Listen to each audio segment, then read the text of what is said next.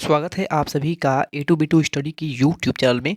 दोस्तों आज की वीडियो में हम प्रकाशिकी के एक चैप्टर के जो भी न्यूमेरिकल क्वेश्चंस होंगे, जो भी ऑब्जेक्टिव क्वेश्चंस होंगे, उनको आज की वीडियो में हम सॉल्व करने वाले हैं। पिछली वीडियो में हमने प्रकाशिकी यानी कि ऑप्टिक्स इस पूरे चैप्टर को कवर किया था, इसके थ्योरी को पूरा कवर कर लिया था। तो आज की जो वीडियो है इसमें हम जितने भी इस चैप्टर से न्यूमेरिकल बेस्ड क्वेश्चन बनते हैं और जितने भी ऑब्जेक्टिव क्वेश्चन हैं जो कि बहुत ही इंपॉर्टेंट है इस चैप्टर से, तो उन सभी प्रश्नों को, उस सभी टाइप्स के एक एक प्रश्नों को हम आज इस वीडियो में आपको सॉल्व कराएंगे। तो वीडियो पर लास्ट तक बने रहिए और अगर चैनल पर पहली बार विजिट कर रहे हैं तो चैनल को सब्सक्राइब करना बिल्कुल भी नहीं भूलिएगा। हमारे चैनल पर आपको सभी सब्जेक्ट्स के प्रीवियस ईयर के क्वेश्चन पेपर और इसके साथ साथ सभी सब्जेक्ट के वीडियो क्लासेस भी अवेलेबल मिल जाएंगे। हमारा आज का पहला प्रश्न है, एक उत्तल दर्पण से 25 सेंटीमीटर दूर रखी वस्तु का प्रतिबिंब वस्तु की लंबाई का आधा है, दर्पण की फोकस दूरी क्या होगी? ये आपको ज्ञात करना है। दोस्तों इस टाइप के जो प्रश्न होते हैं ये एग्जाम में 1 से 2 प्रश्न आपको निश्चित रूप से देखने को मिलेंगे और सेम इसी प्रकार का आपको प्रश्न देखने को मिलेगा। ये बहुत ही आसान प्रश्न है, इसको हम आपको सॉल्व करके बताएंगे कैसे सॉल्व करेंगे। दोस्तों अगर प्रश्न को अगर आप 1 से 2 बार पढ़ेंगे तो आपको प्रश्न बहुत ही आसानी से आ जाएगा। देखिए इसमें दिया हुआ है, एक उत्तल दर्पण से 25 सेंटीमीटर दूर रखी वस्तु। दोस्तों आपकी वस्तु की जो प्रारंभिक लंबाई है या फिर दूरी है वो दे दिया हुआ है। प्रारंभिक वस्तु की दूरी को हम यू से डिनोट करते हैं, ये आप जानते होंगे। पर दोस्तों मैंने आपको एक और बताया था बात पिछली वीडियो में कि उत्तल दर्पण में हम, या फिर अवतल दर्पण हो या फिर उत्तल दर्पण हो, हम प्रारंभिक दूरी जो होती है उसको हमेशा माइनस में लिखते हैं। तो यू इक्वल टू यहाँ पे माइनस होएगा, minus E U equal to आपका 25 सेंटीमीटर दे दिया है एग्जाम प्रश्न में। दोस्तों 25 सेंटीमीटर जो है ये आपको यू का मान दे दिया हुआ है। थोड़ा मेरा गला ख़राब है आज, इसलिए आपको कुछ समस्या आ सकती है आवाज़ में। तो यू का मान यहाँ पे 25 सेंटीमीटर दिया हुआ है और वस्तु का प्रतिबिंब की वस्तु की लंबाई का आधा है। दोस्तों ध्यान से पढ़िएगा, प्रतिबिंब वस्तु की लंबाई का आधा है। तो प्रतिबिंब जो है, प्रतिबिंब को हम भी से डिनोट करते हैं, आप जानते हैं। तो भी का मान जो है वो वस्तु की लंबाई का आधा है, वस्तु की लंबाई का आधा है। तो वस्तु की लंबाई हमारी क्या है? वस्तु की लंबाई जो है वो आपके यहाँ पे 25 सेंटीमीटर है। तो 25 का जो है ये आधा है, यानी 25/2 है, जो आपकी प्रतिबिंब की जो लंबाई है वस्तु की लंबाई का आधा है। तो यहाँ पे भी का मान भी निकल गया और यू का मान भी निकल गया। दोस्तों आपको एफ का मान जो है ये ज्ञात करना है, ठीक है। तो इसको हम सॉल्व करते हैं। मैंने आपको पिछली वीडियो में एक फार्मूला बताया हुआ था फोकस दूरी ज्ञात करने का, 1/f equal to 1/v plus 1/u। ये फार्मूला आपको मैंने बताया था। और अगर आप नहीं जानते हैं तो हमारी पिछली वीडियो को देखने के बाद ही इस वीडियो को देखें, तो आपको वीडियो बहुत अच्छे से प्रश्न समझ में आएंगे। इसी फार्मूले पे इसको हम सॉल्व करेंगे। तो हमको ज्ञात करना है एफ का मान, यानी फोकस ज्ञात करना है, फोकस दूरी। तो 1/f इक्वल टू 1/v, भी का मान हमने ज्ञात किया था। बी का मान हमारा कितना आया था? 25/2 आया था। तो 25/2 जो है, अगर हम यहाँ पे 1/v है तो अगर हम 25/2 का मान रखेंगे तो यहाँ पे 2/25 हो जाएगा। इसको हम उल्टा कर देंगे तो यहाँ पे 1/v है तो 25/2 रखेंगे तो 2 आपका ऊपर चला जाएगा। अब हम यू का मान रखते हैं, तो यू का मान हमारा माइनस में 25 आया हुआ था, तो यहाँ पे प्लस का चीज सिंबल है। मैं यहाँ पे कलर चेंज करके आपको बता देता हूँ। दोस्तों यहाँ पर जो सिंबल था आपका, ये आपका प्लस में है। जब आप यू का मान माइनस रखेंगे तो माइनस में आपका यहाँ पे हो जाएगा 1/25। चलिए इसको आप सॉल्व कर लेते हैं। दोस्तों आप 25 और इस दोस्तों का जो एलसीएम लेंगे तो आपका ये 25 आ जाएगा, एलसीएम 25 आ जाएगा। और जब एलसीएम आपका 25 आ जाएगा तो ऊपर जब इसको सॉल्व करेंगे तो आपका यहाँ पे 2 और माइनस 1 आ जाएगा, ठीक है। इतना आपको समझ में आ गया होगा। इसको जब आप डिवाइड करेंगे या फिर काटेंगे तो 2 में से 1 आपका घट जाएगा और 1/25 आपका आ जाएगा। इसको हम कलर चेंज कर लेते हैं। 1 बाई आपका यहाँ पे 25 आ जाएगा और ये आपका 1/25 क्या हुआ? ये आपका 1/f का मान आया है, ठीक है। 1/f का मान आपका आया है 1/25। इसी प्रकार जब आप f का मान ज्ञात करेंगे, जब आप इसका मल्टीप्लाई कर देंगे ऐसे ऐसे, तो f का मान जो आ जाएगा आपका वो 25 सेंटीमीटर आ जाएगा, जो कि ऑप्शन नंबर सी में आप देख सकते हैं। यही हमारा इस प्रश्न का बिल्कुल करेक्ट आंसर हो जाएगा। आई थिंक आपको ये प्रश्न बहुत ही अच्छे से समझ में आया होगा। और अगर नहीं समझ में आया है तो वीडियो को एक बार रिवर्स करके देख लीजिएगा, आपको बहुत ही अच्छे से क्लियर हो जाएगा। दोस्तों अगला हमारा जो प्रश्न है वो उसी प्रकार का प्रश्न है। प्रश्न में दिया हुआ है उत्तल दर्पण से 40 सेंटीमीटर दूर रखी वस्तु का प्रतिबिंब 40 सेंटीमीटर दूर पर बनता है। उत्तल दर्पण की फोकस दूरी क्या होगी? दोस्तों आप सभी जानते होंगे और नहीं जानते हैं तो इसे नोट कर लीजिएगा। उत्तल दर्पण से प्रतिबिंब जब भी बनता है वो दर्पण के पीछे बनता है। ये बहुत सारे स्टूडेंट आप जानते भी होंगे और ये नोट कर लीजिएगा। तो इसको चलिए हम सॉल्व कर लेते हैं। आपका वही फार्मूला सेम फार्मूला लगेगा 1/f equal to 1/v plus 1/u। ठीक है, आपका भी जो है यहाँ पर भी हो सकता है और यहाँ पे हो सकता है, उससे कोई मतलब नहीं है क्योंकि जो बीच में जो सिंबल है वो प्लस का है। ठीक है, तो इसको सॉल्व करते हैं। तो आपको याद करना है एफ का मान यानी फोकस दूरी याद करना है 1/f इक्वल टू 1/v और प्लस 1/u। ठीक है, तो अगर हम 1/u का मान रखें पहले हम, क्योंकि यहाँ पे 40 सेंटीमीटर दूर की वस्तु रखी हुई है तो ये आपकी प्रारंभिक दूरी यहाँ पे दिया हुआ है 40 सेंटीमीटर। तो मैंने आपको बताया था कि u का मान हमेशा माइनस में रखते हैं, तो यहाँ पे 1/-40 आ जाएगा और यहाँ पे आपका प्लस का सिंबल है और प्लस और भी का मान रखेंगे। पहले हमने इसका मान रख लिया था। ठीक है, तो अब हम 1/v का मान रखेंगे। दोस्तों भी का जो मान है वो 10 सेंटीमीटर यहाँ पे दिया हुआ है। यहाँ पे आप देख सकते हैं कि जो प्रतिबिंब की दूरी है वो 10 सेंटीमीटर है। ठीक है, यहाँ पे 10 सेंटीमीटर दिया हुआ है, तो यहाँ पे हो जाएगा आपका 1/10। ठीक है, इतना आपको क्लियर हुआ। इसको जब सॉल्व करेंगे तो आपका ये एलसीएम आपका 40 आ जाएगा और इसे जब आप सॉल्व करेंगे तो ये आपका -1 प्लस 4 आ जाएगा। ठीक है, और इसको जब आप सॉल्व करेंगे तो आपका 3/40 आ जाएगा और इसे आप जब डिवाइड करेंगे 3/40 को जब आप डिवाइड करेंगे तो ये आपका लगभग लगभग क्या आपका 13 और 13.3 आ जाएगा। 13.3 आपका ये आएगा सेंटीमीटर में। ठीक है, 13.3 आपका सेंटीमीटर में आएगा। तो अकॉर्डिंग टू ऑप्शन आपका option number C correct answer हो जाएगा। दोस्तों अगला प्रश्न है किसी अवतल दर्पण से 40 सेंटीमीटर दूर रखी वस्तु रखने से उसका प्रतिबिंब उसी स्थान पर बनता है। दर्पण की फोकस दूरी क्या होगी?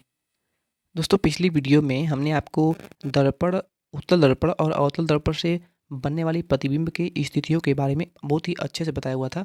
तो अगर आपको वो सभी याद होगा तो आप इस प्रश्न को तभी सॉल्व कर पाएंगे। ठीक है, तो किसी अवतल दर्पण से 40 सेंटीमीटर दूर रखी वस्तु रखने से उसका प्रतिबिंब उसी स्थान पर बनता है। दोस्तों अवतल दर्पण में क्या होता है कि अगर आपका प्रतिबिंब वक्रता केंद्र पर रखा होता है, ध्यान दीजिएगा वक्रता केंद्र कहाँ होता है, तो वक्रता केंद्र यहाँ पे होता है, कुछ सी से नोट करते हैं और इसके बाद आपका फोकस होता है और आपका ये मुख्य ध्रुव होता है। दोस्तों वक्रता केंद्र पर अगर कोई वस्तु आप रखते हैं तो उसका प्रतिबिंब जो है अवतल दर्पण में वक्रता केंद्र पर ही बनता है। ये स्थिति आपको अगर याद है तभी आप इसे सॉल्व कर पाएंगे। दोस्तों पिछली वीडियो में मैंने आपको एक फार्मूला बताया हुआ था F इक्वल टू R/2।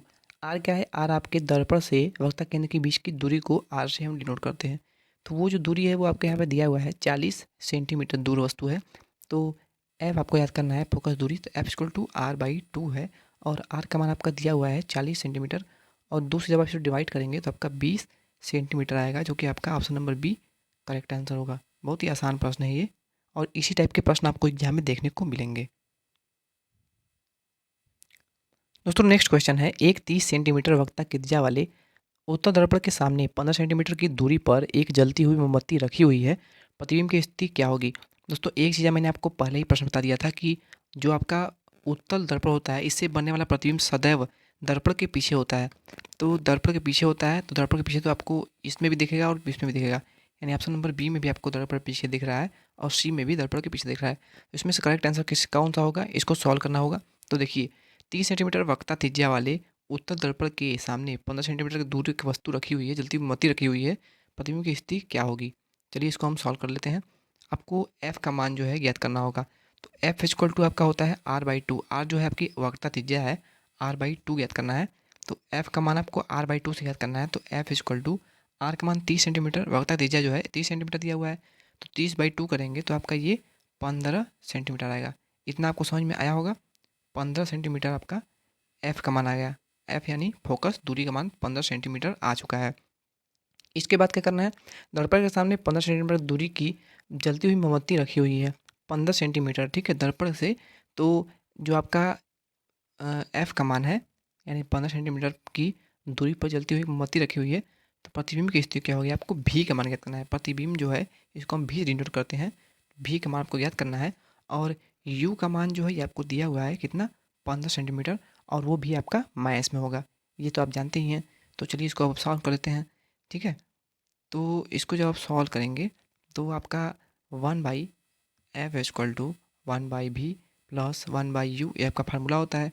तो जब इसको 1/v से आपको पक्षांतर करेंगे इसको, तो आपका 1/f-1/u हो जाएगा।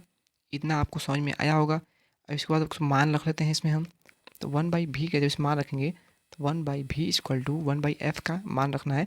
वह आपका मान आपका 15 आया हुआ था, तो 1/15 प्लस इसको जो हम 1/u था जो कि माइनस में था, माइनस 1/u था, 1/f-1/u था। तो जब 15 जब मान रखेंगे तो यहाँ पे माइनस माइनस प्लस हो जाएगा यहाँ पे, तो यहाँ पे हमने प्लस लगाया हुआ है, प्लस 1/15 प्लस 1/15, ठीक है। इसको जब सॉल्व करेंगे तो आपका 2/15 हो जाएगा, 1/15 प्लस 1/15 इसको 2/15 हो जाएगा। तो आपका जो भी का मान होगा, 2 से आपको 15 को डिवाइड करना है, क्योंकि यहाँ पे 1/v है, तो ये जब आप भी का मान निकालेंगे तो यहाँ पे 15/2 हो जाएगा, तो आपका 7.5 आएगा इसका मान। दोस्तों जितना हो सकता है हम आपको अच्छे से समझाने का प्रयास कर रहे हैं, क्योंकि हमारे पास उतनी इसकी व्यवस्था नहीं है कि हम आपको ज़्यादातर अच्छे समझा पाएँ। तो जितना हो सकता है हम आपको अच्छे से समझाने का प्रयास कर रहे हैं, और वीडियो को अगर आप एक दूसरे बार देखेंगे तो आपको अच्छे से समझ में आ जाएगा। दोस्तों नेक्स्ट जो क्वेश्चन है एकदम उसी प्रकार क्वेश्चन है पिछले प्रश्न की तरह। इसमें मैं आपको बता देता हूँ, यहाँ पे दर्पण के सम्मुख 20 सेंटीमीटर दूरी पर वस्तु रखी हुई है। तो ये जो 20 सेंटीमीटर रखी हुई है ये आपका यू का मान हो जाएगा, तो ये आपका -20 सेंटीमीटर आ जाएगा। वही दर्पण की वक्रता त्रिज्या यानी कि 20 सेंटीमीटर दिया हुआ है, वक्रता त्रिज्या को आर से डिनोट करते हैं। तो F=R/2 से इसको हम सॉल्व करेंगे तो 20 का आधा 10 आ जाएगा, आपका फोकस दूरी 10 सेंटीमीटर।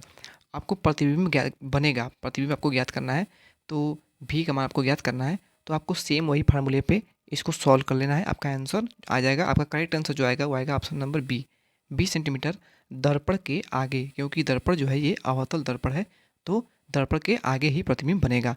जबकि उत्तल दर्पण में क्या होता था कि प्रतिबिंब सदैव दर्पण के पीछे बनता था। इसे आप सॉल्व कर लीजिएगा और हमें कमेंट बॉक्स में बता दीजिएगा कि आपको ये प्रश्न सॉल्व हुआ कि नहीं हुआ। नेक्स्ट क्वेश्चन है, निर्वात तथा एक पारदर्शी माध्यम में प्रकाश की चाल क्रमशः 3 × 10⁸ मीटर पर सेकेंड तथा 2.4 × 10⁸ मीटर पर सेकेंड है। माध्यम का निरपेक्ष अपवर्तनांक क्या होगा? दोस्तों इसमें निर्वात की जो प्रकाश की चाल है वो आपका 3 × 10⁸ दिया हुआ है, ये आप जानते हैं, और इसे सी से डिनोट करते हैं, ये भी आप अच्छे से जानते हैं कि निर्वात में प्रकाश की चाल जो होती है वो 3 × 10⁸ मीटर पर सेकंड होता है। दोस्तों यहाँ पे अपवर्तनांक आपको याद करना है। तो अपवर्तनांक जो होता है इसको हम म्यू से डिनोट करते हैं। हमने आपको पिछली वीडियो में बताया हुआ था कि म्यू से अपवर्तनांक को ज्ञात करते हैं। तो म्यू इक्वल टू यहाँ पे आपका फार्मूला होता है म्यू इक्वल टू C/V। पिछली वीडियो अगर आपने नहीं देखी है तो उस वीडियो को देखने के बाद ही इसे देखें, तो आपको सभी फार्मूले हो सकते हैं याद हो अच्छे से, ठीक है। तो म्यू इक्वल टू C/V होता है। C आपका प्रकाश का चाल है निर्वात में, जिसका मान आप जानते हैं 3 × 10⁸। दोस्तों ध्यान दीजिएगा, आपको कभी कभी प्रश्न में ये भी दिया होगा कि आपको केवल इसका मान दिया होगा, यानी कि पारदर्शी माध्यम में आपका मान दिया होगा, और इसका मान आपको नहीं दिया होगा प्रश्न में, एग्जाम में, ठीक है। क्योंकि प्रकाश का चाल जो होता है ये आपको याद होना चाहिए, कंठस्थ होना चाहिए, क्योंकि 3 × 10⁻, ये प्रकाश की चाल होती है और C का मान होता है ये, और आपको याद होना चाहिए, चाहे प्रश्न में दे या न दे। अगर प्रश्न में नहीं देगा तो आप बहुत सारे छात्र कन्फ्यूज होंगे, तो कन्फ्यूज नहीं होना है। आपको C का मान यहाँ पे रख लिया है, C/, आपको क्या करना है भी का मान जो है आपकी ये पारदर्शी माध्यम प्रकाश की चाल है, जो कि 2.4 × 10⁸ है, ठीक है। इसे आपको सॉल्व करना है। चलिए इसको हम सॉल्व कर लेते हैं। दोस्तों यहाँ पे होगा कि आपको 3/2.4, 3/2.4 और इंटू यहाँ पे 10⁸ था, यहाँ पे 10⁸ था। नीचे से जब हम 10⁸ को ऊपर लाएंगे तो ये भी आपका 10⁻⁻8 हो जाएगा, जो कि ये दोनों जो है आपस में डिवाइड हो जाएंगे, कट जाएंगे। तो इसके अब हम सॉल्व करेंगे। 3/2.4 है, तो इसके पॉइंट को हटाने के लिए हम 10 से ऊपर नीचे मल्टीप्लाई कर लेते हैं। तो यहाँ पे 30 और 22, यहाँ पे 24 यानी 24 हो जाएगा। इसे चलिए हम काट लेते हैं, इसे हम 6 से डिवाइड करेंगे तो ये आपका 6 6 5 × 30 और 24 जो है इसको आप डिवाइड करेंगे तो ये आपका 4 बार में डिवाइड हो जाएगा। तो 5/4 जो है ये आपका अपवर्तनांक आ जाएगा निर्वात और पारदर्शी माध्यम के बीच। तो ऑप्शन नंबर ए जो है ये हमारा करेक्ट आंसर हो जाएगा। दोस्तों अगला प्रश्न है 40 सेंटीमीटर गहराई की बाल्टी पानी से लबालब भरा है, बाल्टी की तली की आभासी गहराई क्या होगी? दोस्तों आपको एग्जाम में सेम यही इसी प्रकार का प्रश्न देखने को मिलेगा। आपको जो बाल्टी की सागर में गहराई होगी वो आपको दिया होगा, उसका मान यहाँ पे 40 सेंटीमीटर दिया हुआ है, वहाँ पर आपको इसका मान दिया होगा और आपकी बाल्टी की जो तली की आभासी गहराई होगी वो आपको ज्ञात करना होगा। दोस्तों अगर आप कुएँ से या फिर तालाब से पानी निकालते हैं तो आपको बाल्टी भरी हुई दिखती है, पर वो आपकी आभासी गहराई नहीं होती है। तो आपको वही आभासी गहराई ज्ञात करनी है इसमें। तो इसको ज्ञात करने के लिए आपका एक फार्मूला होता है आपका x इक्वल टू 3 × h/4 या फिर h इंटू 3/4 इसको कह सकते हैं। तो इसको जो सॉल्व करेंगे तो आपकी h यानी जो गहराई है वो दिया हुआ है 40 सेंटीमीटर, 3/4 इंटू h का मान आपका 40 सेंटीमीटर। इससे आप डिवाइड करेंगे तो आपका ये 10 बार में डिवाइड हो जाएगा और 3 का 10 में मल्टीप्लाई करेंगे x इक्वल टू ये आपका 30 सेंटीमीटर आ जाएगा। दोस्तों अगला प्रश्न है एक लेंस को पुस्तक के छपे पृष्ठ पर रखकर थोड़ा ऊपर उठाने से अक्षर बड़े दिखाई लगते हैं, तो पुस्तक लेंस से होगी, आपको बताना हुआ है। आपको 4 ऑप्शन दिया हुआ है, f दूरी पर, b दिया हुआ है 2f दूरी पर, c दिया हुआ है अनंत दूरी पर और d दिया हुआ है लेंस के प्रकाशीय केंद्र व फोकस के बीच। दोस्तों अगर आपको याद होगा मैंने आपको बताया हुआ था कि अगर कोई भी आपका लेंस है, मान लीजिए उत्तल लेंस है और इसमें अगर वस्तु लेंस के प्रकाशिक केंद्र व फोकस दूरी के बीच में रखा हुआ है, यानी वस्तु जो है आपके प्रकाशिक केंद्र और फोकस के बीच में रखा हुआ है, मान लीजिए वस्तु आपका यहाँ पर रखा हुआ है, तो आपका जो इसका प्रतिबिंब बनेगा वो आपका, अगर लेंस को थोड़ा सा भी आप ऊपर उठाने का प्रयास करते हैं तो उसके जो अक्षर होंगे यानी जो वस्तु है वो आपकी बड़ी दिखाने लगेगी। तो ये आपकी स्थिति होती है ऑप्शन नंबर डी के अकॉर्डिंग, यानी कि लेंस के प्रकाशीय केंद्र और फोकस के बीच अगर वस्तु आप रखेंगे और वस्तु के रखने के बाद अगर आपको लेंस को ज़रा सा भी उठाने का प्रयास करेंगे तो आपको जो वस्तु है वो बड़ी दिखाई देने लगेगी आपके पूर्व वस्तु की अपेक्षा, यानी वस्तु का जो प्रतिबिंब बनेगा वो बड़ा बनेगा। दोस्तों अगला हमारा प्रश्न है एक वस्तु 30 सेंटीमीटर फोकस दूरी वाले अवतल लेंस के फोकस पर स्थित है, प्रतिबिंब की स्थिति क्या होगी? दोस्तों सेम उसी प्रकार का प्रश्न है। आपको f का मान जो है वो आपको 30 दे दिया है और ये अवतल लेंस है तो यहाँ पे आपका माइनस हो जाएगा और ये आपका फोकस दूरी हो गया और u का जो मान है ये आपका भी 30 हो जाएगा जो कि माइनस में होता है। आपको v का मान इसमें ज्ञात करना है तो आप वही फार्मूले लगा लेंगे तो आपको इसका आंसर जो है मिल जाएगा। ऑप्शन नंबर ए आएगा इसका करेक्ट आंसर। इसे आप सॉल्व कर लीजिएगा और हमें इसका आंसर कमेंट बॉक्स में बताइएगा। आपका -15 सेंटीमीटर इसका करेक्ट आंसर आएगा। सेम आपको वही फार्मूले पे बस इसको मान को रख देना है। अगला बड़ा ही इम्पॉर्टेंट क्वेश्चन है विभिन्न दूरियों पर स्थित वस्तुओं के प्रतिबिंबों को फोकस करने के लिए आँख के लेंस की फोकस दूरी परिवर्तित होती है। दोस्तों वो सिलियरी मांसपेशियों द्वारा होती है। ऑप्शन नंबर बी हमारा इस प्रश्न का बिल्कुल करेक्ट आंसर होगा। अगला है टेलीस्कोप के अभिदिशक की फोकस दूरी 120 सेंटीमीटर, व्यास 6 सेंटीमीटर तथा नेत्रिका की फोकस दूरी 2 सेंटीमीटर है। टेलीस्कोप की आवर्धन क्षमता क्या होगी? दोस्तों आवर्धन क्षमता मैंने आपको बताया था टेलीस्कोप के लिए आपका होता है m=F/E/F/O। ये फार्मूला मैंने आपको पिछली वीडियो में बताया हुआ था। Fe जो है ये आपके फोकस दूरी है जो कि अभिदिशक लेंस की फोकस दूरी होती है, उसे हम एफ ही डिनोट करते हैं। वही नेत्रिका की जो फोकस दूरी होती है उसे एफ ओ से डिनोट करते हैं। ये आपका एफ ओ है, ठीक है। इसी फार्मूले पर आपको सॉल्व करना है। आपको ज्ञात करना है क्या टेलीस्कोप की आवर्धन क्षमता, जैसे कि एम से डिनोट करते हैं, m=F/E/F/O। तो आपका एफ ई का जो मान है अभिदिशक लेंस की जो मान है फोकस दूरी जो है वो आपका 120 है। वहीं आपका जो एफ ओ का मान है यानी कि फोकस दूरी नेत्रिका लेंस की वो आपका 2 सेंटीमीटर में है और ये भी आपका सेंटीमीटर में है। इसको आपको डिवाइड करना है तो m= आपका आ जाएगा 60 सेंटीमीटर। यही आपका आवर्धन क्षमता आ जाएगा टेलीस्कोप की। तो ऑप्शन नंबर सी हमारा इस प्रश्न का बिल्कुल करेक्ट आंसर होगा। दोस्तों आपको ये जो प्रश्न है इस पर आपको सेम आपको एक प्रश्न निश्चित रूप से एग्जाम में देखने को मिलेगा। अगला क्वेश्चन है, कोई मनुष्य 5 मीटर की दूरी तक स्पष्ट देख सकता है। 10 मीटर तक की स्पष्ट दूरी की वस्तु को देखने के लिए आवश्यक लेंस की फोकस दूरी क्या होगी? यानी उसके आँख में किस लेंस की फोकस दूरी लगाया जाए कि वो 10 मीटर की भी दूरी की वस्तु को स्पष्ट रूप से देख सके। दोस्तों यहाँ पे भी का जो मान है वो आपको दिया हुआ है 10 सेंटीमीटर, जो कि आप देख सके वो। और यू का जो मान है वो आपका 5 सेंटीमीटर है, जो कि आपका माइनस में होगा। आपको ज्ञात करना है फोकस दूरी, यानी कि आपको एफ़ का मान इसमें ज्ञात करना है। तो आपका यहाँ पे कैसे ज्ञात करेंगे? आपका फार्मूला होता है 1/f=1/v जो है और प्लस 1/u होता है। तो 1/v जो है वो आपका 10 1/10 और 1 प्लस में होता है 1/u। तो u का जो मान है आपका वो माइनस में है और वो भी -5 है। तो यहाँ पे प्लस जो है, तो जब आप यहाँ पे u का मान रखेंगे तो यहाँ पे माइनस हो जाएगा, तो 1/5 हो जाएगा। इसे आपको सॉल्व करना है, तो इसे आप सॉल्व करेंगे तो आपका 10 यहाँ का एलसीएम आ जाएगा और यहाँ पे 1 और इसे आप जब सॉल्व करेंगे तो 5 2 जा 10 हो जाएगा और यहाँ पे -2 आ जाएगा। आपका जो करेक्ट आंसर आएगा वो आपका आ जाएगा -1/10।